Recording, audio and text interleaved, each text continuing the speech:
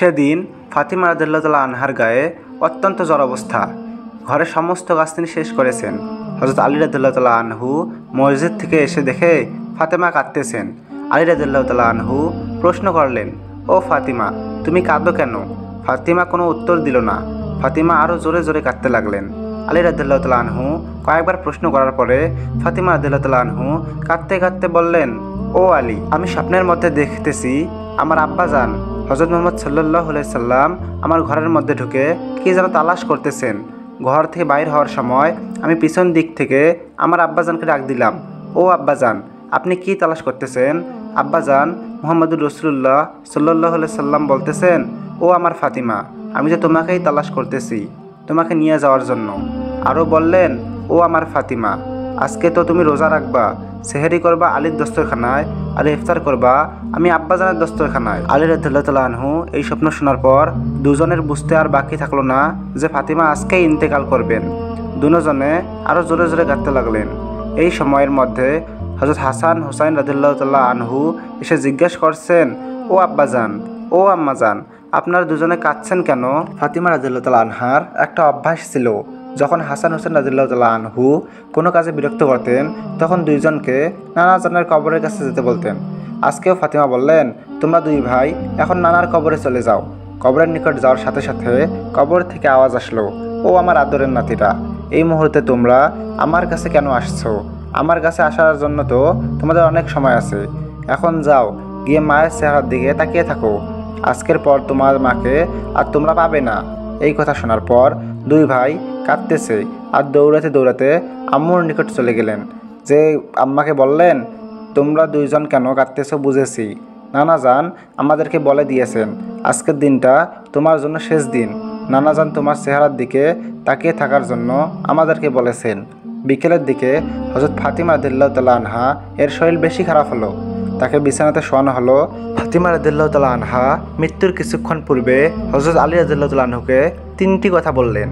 ও আলী, যেদিন থেকে আমি আপনার ঘরে এসেছি ওই দিন থেকে নিয়ে আজ পর্যন্ত আপনাকে আমি যত কষ্ট দিয়েছি, আপনি আমাকে যদি ক্ষমা না করেন তাহলে কিয়ামতের ময়দানে আমি সন্তানের কারণে আমার আব্বাজান অনেক লজ্জিত হবেন।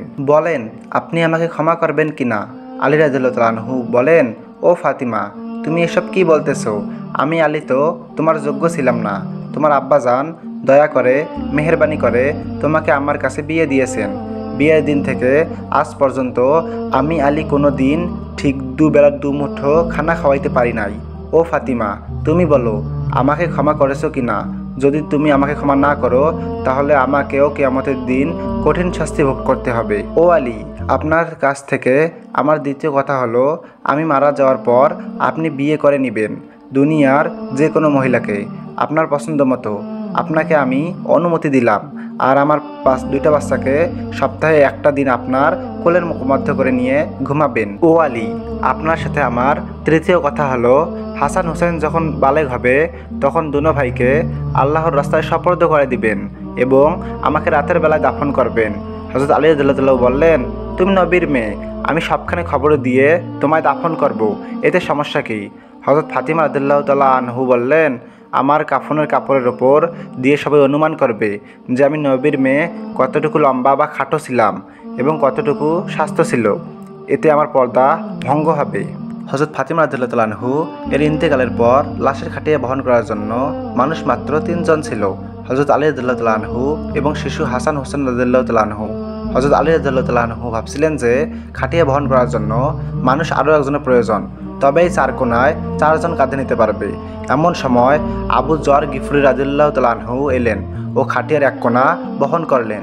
আলী রাদিয়াল্লাহু তাআলা আনহু প্রশ্ন করলেন, আবু যর, আমি তো কাউকে বলি নাই, আপনি জানলেন কিভাবে? হযরত আবু যর রাদিয়াল্লাহু তাআলা আনহু বললেন, আমি আল্লাহর রাসূল সাল্লাল্লাহু আলাইহি সাল্লামকে স্বপ্নে দেখেছি।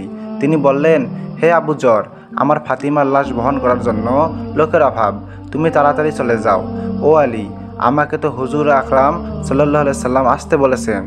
হযরত ফাতিমা রাদিয়াল্লাহু তাআলা আনহাকে যখন কবরে নামাচ্ছেন তখন আবু যর গিফরি রাদিয়াল্লাহু তাআলা আনহু কবরকে উদ্দেশ্য করে বললেন, হে কবর, তুই কি জানিস আজ তোর মধ্যে কাকে রাখছি?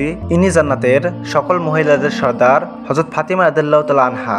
কবর থেকে কোনো আওয়াজ নাই। তিনি আবার বললেন, এটা হজরত হাসান হোসেন রাদিয়াল্লাহু তাআলা আনহু এর আম্মা। এরপর কবর থেকেও কোনো আওয়াজ আসলো না। এরপর তিনি আবার বললেন, এটা হজরত আলী রাদিয়াল্লাহু তাআলা আনহু এর স্ত্রী। এবারও কবর থেকে কোনো আওয়াজ নাই। ইনি দোজানে বাদশার মেয়ে। খবরদার কবর, বেয়াদবি করবি না। আল্লাহ তাআলা কবরের জবান খুলে দিলেন। কবর বলল, আমি অন্ধকার ঘর, আমি সাপ বিচ্ছুর ঘর, আমি এমন একটি ঘর যার মধ্যে কোনো বংশ পরিচয় কাজ হয় না। আমি দোজাহানের বাদশার মেয়েকে চিনি না, আমি ফাতেমাকে চিনি না, আমি আলীর স্ত্রীকে চিনি না, আমি হাসান হোসেনের আম্মাকে চিনি না, আমি জান্নাতের মহিলার সর্দারনিকে চিনি না। আমি শুধু চিনি ঈমান। আর এই ঈমান নিয়ে যে কবরে আসতে পারবে তাকে আমি জান্নাতের বাগান, জান্নাতের বিছানা, জান্নাতের নাজ নেয়ামত সব কিছুই বিছিয়ে দেব। আর যে ঈমান ছাড়া আসবে তার জন্য রয়েছে ভয়ঙ্কর পরিণতি।